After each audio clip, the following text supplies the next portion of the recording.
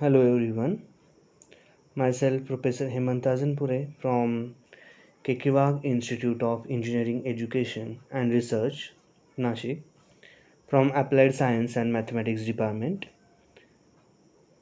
Today we are going to discuss about the topic complex differentiation. So first of all, let us understand the meaning of complex function. See, up to this you know the simple function, suppose y equal to f of x, right? So for that, y and x are the real variable. Now we are going to see the complex function w equal to f of z, and here you can see that w equal to f of z, where w and z are the complex variable, that is called as the complex function. Now we are going to see some properties of complex function. The first one, analytic function. Let us see the meaning of analytic function. The function f of z is said to be analytic if it is defined for all values of z and has derivative in every neighborhood of the curve C. For example, you can see here the example of any complex function. If f of z equals to 1 upon z minus 3, then f of z is analytic, okay, that f of z is analytic except at z equals to 3. Means it is not defined.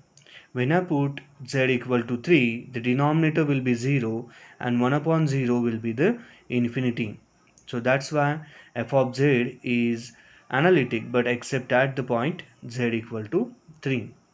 Now in each and every example, it is not possible to apply this procedure to check whether the function is analytic or not. So in that case, what we do is that there is a necessary condition to check whether the function is analytic or not, the necessary and the sufficient condition for any function to be analytic. So see, if f of z is u of xy plus I times v of xy, then if the given function satisfy the condition ux equal to vy and uy equal to minus vx, ux means da by u by da by x equal to da by v by da by y, and da by u by da by y equal to minus da by v by da by x. These are the necessary conditions for the function to be analytic, called as the Cauchy-Riemann equation. Okay? Means every time we are not going to check by this method, we are just going to check whether the given function f of z satisfies this condition or not. If yes, then it is the analytic function, otherwise not. Now the next point is the harmonic function. Next property of the complex function is the harmonic. A function phi of xy is said to be harmonic if dabba square phi upon dabba x square plus dabba square phi upon dabba y square equal to 0. If the given function phi satisfies this condition, then it is called as harmonic function. Now let us start with the example. First of all, let us see one example on this harmonic function. Okay, one example. Find the condition. See, find the condition under which that u, okay, under which that u equals to this ax cube plus bx square y plus cxy square plus dy cube is harmonic. So we know that the function u is harmonic. If u is harmonic, then what you are having? We are having that dabba square u upon dabba x square plus dabba square u upon dabba y square equal to 0. So let us consider this u. Differentiate that u with respect to x. Again differentiate one more time. Means you will get here dabba square u upon dabba x square. In the similar way, here we will differentiate the function. The same function u will differentiate here with respect to y, but 2 times. So you will get the equation number 2. And once you differentiate, then from equation number 1 and 2, you just take their addition. You just take the addition of equation number 1 and 2. Because u is harmonic, then it should satisfy the condition dabba square u upon dabba x square plus dabba square u upon dabba y square equal to 0. So we are having both the values. We are having dabba square u upon dabba x square, that is 6a x plus twice by plus the value of dabba square u upon dabba y square is twice cx plus 6dy equal to 0. Okay, so now you just collect the coefficient of c, x in one bracket and y in one bracket. So you will get this condition under which the function is harmonic. So this is the proper condition. Okay, so now let us start with the next point, which is very important point, that is finding the analytic function f of z whose real or imaginary part is given. Now see, you will be having the function f of z, which is the u plus iv. Okay, that is u is a function of xy plus v is a function of xy. Now let us see the procedure of finding v of xy when u of xy is given. U of xy that represent the real part. Now let us differentiate this u with respect to x and y. It is the first step of the example. Means what you will get is here is that you will get dabba u by dabba x and dabba u by dabba y. Now by first Cauchy-Riemann equation, we know that if the function is analytic, it will satisfy the Cauchy-Riemann equation. Cauchy-Riemann equation, that is ux equal to vy. Ux, that is dabba u by dabba x, equal to dabba v upon dabba y. So by using this condition, you can see here that dabba u by dabba x is known to us, right? So put that value of dabba u by dabba x here, you will get dabba v upon dabba y. Means dabba v upon dabba y is known to us now. Now our aim is to find v, right? But here we are having the value of, it is, we are having the value of dabba v upon dabba y, right? So for that, to cancel this derivative term dabba upon dabba y, we are going to integrate with respect to y. Integrate with respect to y, keeping x as a constant. So let us integrate here. You will get v equal to phi of x comma y plus, as we are treating x as a constant, so add the constant of integration as f of x.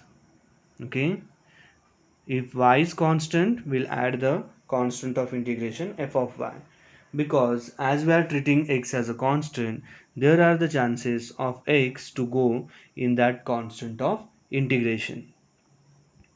Now the next aim is to eliminate f of x. From the equation number 1, we'll have to eliminate that f of x now. Okay, this f of x will have to eliminate. So to eliminate that, we'll have to differentiate the equation number 1 with respect to x. So the equation 1 will take the form, see, just take the derivative of v with respect to x, means it is dabba v upon dabba x equal to dabba phi upon dabba x plus f dash of x. Now we'll use the second Cauchy-Riemann equation. What is the second Cauchy-Riemann equation? It is uy equal to minus vx. Uy equal to minus vx, this implies goes to what? Dabba v upon dabba x will be minus dabba u by dabba y. So instead of this dabba v upon dabba x, we are going to substitute here the value as minus dabba u by dabba y, because we know the value of dabba u by dabba y, right? So hence on simplification you will get f dash of x, and at the last, as we required f of x, so for that we'll integrate both the sides of the equation. So on integrating and substituting the value in the equation number 1, we'll get the required value of v of x comma y, that is the imaginary part of the complex function. So this is all about the procedure of finding the imaginary part whose real part is given. Now let us see the example of the same topic. Show that, see in this example, what they have given is that show that this u, okay, this u is harmonic function, and then we have to find its harmonic conjugate, okay, and the corresponding analytic function f of z in terms of z, that we have to find. So first of all, let us prove the first part of the example, that is u is harmonic. So for that, see, it is the value of u. For harmonic function, it should satisfy uxx plus uyy equal to 0. So let us differentiate that u with respect to x. You will get ux, which is minus 6xy. Uxx double derivative will be minus 6y. In the similar way, you differentiate the same function with respect to y, you will get u suffix y, which is equal to 3y square minus 3x square, and double differentiate that, you will get uyy, which is equal to 6y. And now add these two terms, uxx plus uyy, you can see it is equal to 0. 6y minus 6y equals to 0. So this implies goes to that u is the harmonic function. Now the next part of the example, we have to find its harmonic conjugate. V is harmonic conjugate of u, means we have to find V here. For that, the very first step of the example is that we differentiate that u with respect to x and u with respect to y.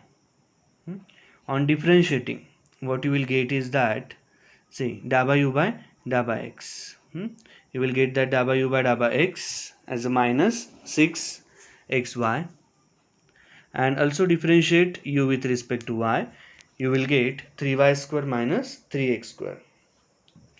Now, by first Cauchy-Riemann equation, first Cauchy-Riemann equation is ux equal to vy, that is da by u by da by x equal to da by v upon da by y. This implies goes to da by v upon da by y equal to minus 6xy. But now we not require the value of da by v by da by y. We require the value of v. So for that, integrating both the sides of the equation with respect to y, keeping x as a constant. So you will get v equals to integration of minus 6xy dy plus f of x. We are treating x as a constant, so that's why we are adding the constant of integration as f of x. Hence you will get v equals to minus 6xy square upon 2 plus f of x. That is v equal to minus 3xy square plus f of x. And now to eliminate f of x, our next aim is to eliminate that f of x. So to eliminate that f of x, we'll have to differentiate the equation with respect to x. So on differentiating the equation with respect to x, you will get this step, right? That is da by v upon da by x equal to minus 3y square plus f dash of x. Now use the second Cauchy-Riemann equation, that is uy equal to minus vx, vx equal to minus uy. So by using this Cauchy-Riemann equation, you will able to get the value of da by v by da by x, which we required here in this equation. Okay, so we are having that value by using the second Cauchy-Riemann equation, and that value is nothing but 3y square plus 3x square, and hence you will get f dash of x equal to 3x square, but we required f of x. Therefore, integrating both the sides of the equation, you will get f of x. Hence, the final answer, your f of x is x cube plus c. Okay. and hence by putting this value in the equation number 1, put that value in the 1, so we'll get v equal to this minus 3xy square plus x cube plus c. And once you get v, then you write f of z. We also have to find f of z in terms of z. So we know that f of z is u plus iv. Substitute here the value of u and the value of v. And then to get the function of z, we have to put x equal to z and y equal to 0 by Miles-Thompson's method to get the function in terms of z. So when you put that values in the equation, you will get the function as iz cube plus c. So in this way we are completed with the example that we are having here now the value of f of z in terms of z.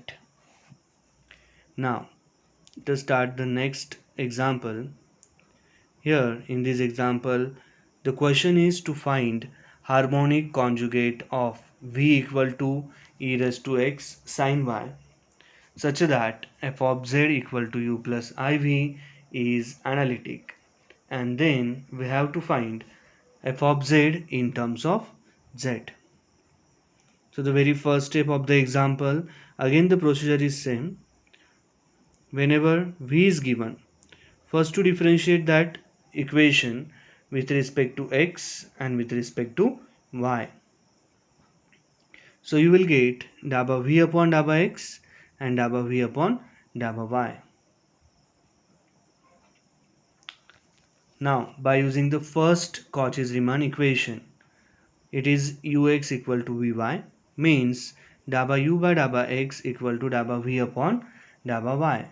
So by using that equation, see, you are having the value of v by y, dabba v upon dabba y is known to us. So let us substitute that value here.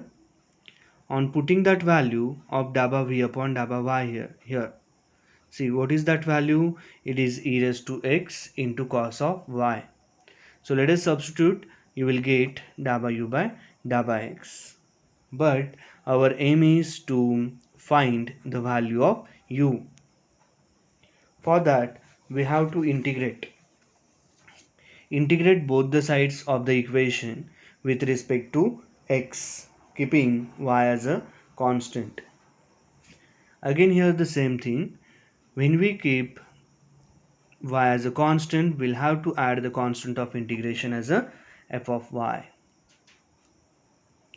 and hence on integrating this term, the integration of this term will gives the term, say u equals to integration of this e raised to x cos y dx plus f of y with respect to x, integration of e raised to x, that is e raised to x. Now differentiate with respect to y. On differentiating with respect to y, you will get dabba u by dabba y, because to eliminate f of y, it is necessary to differentiate with respect to y. So dabba u upon dabba y is equal to minus e raised to x sin y, because here we have taken the derivative of cos y, which is the minus sin y plus f dash of y.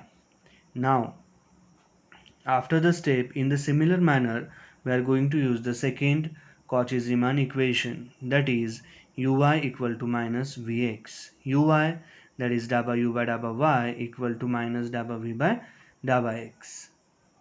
So in this way you will be having here the value of dabba u upon dabba y, and that value is minus e raised to x sin y is the value of dabba u by dabba y. So substitute that value here, dabba u by dabba y. This value we are going to substitute here, which is minus e raised to x sin y equal to minus e raised to x sin y plus f dash of y, and hence f dash of y equals to 0. As f dash of y is 0, this implies goes to f of y is the constant. On integrating both the sides of the equation, the right hand side is what? 0. So when you integrate, you just have to add the constant of integration over there, and hence put that value in the equation number 1. So when you put that value in equation number 1, you will get u equal to e raised to x cos y plus c. And once you get now u, the final answer, that is, we required here that f of z equal to u plus iv. U plus iv, u is e raised to x cos y plus c plus I times the value of v is e raised to y sin y. And then by Miles-Thomson's method, to get any function f of z in terms of z, we put x equal to z and y equal to 0 to get the function in terms of z. So in this way you will get, see, when you substitute x as a 0, e raised to 0 will be 1, cos of 0 will also be 1, and sin 0 is 0, means you will get the function f of z as e raised to z plus c. So in this way we get the answer. So in this lecture we have seen how to find real or the imaginary part of the function f of z. If real part is given, we can find imaginary part, that we have seen in the example number 1. In example number 2, we have seen how to find real part if imaginary part, that is v, is given. Thank you all.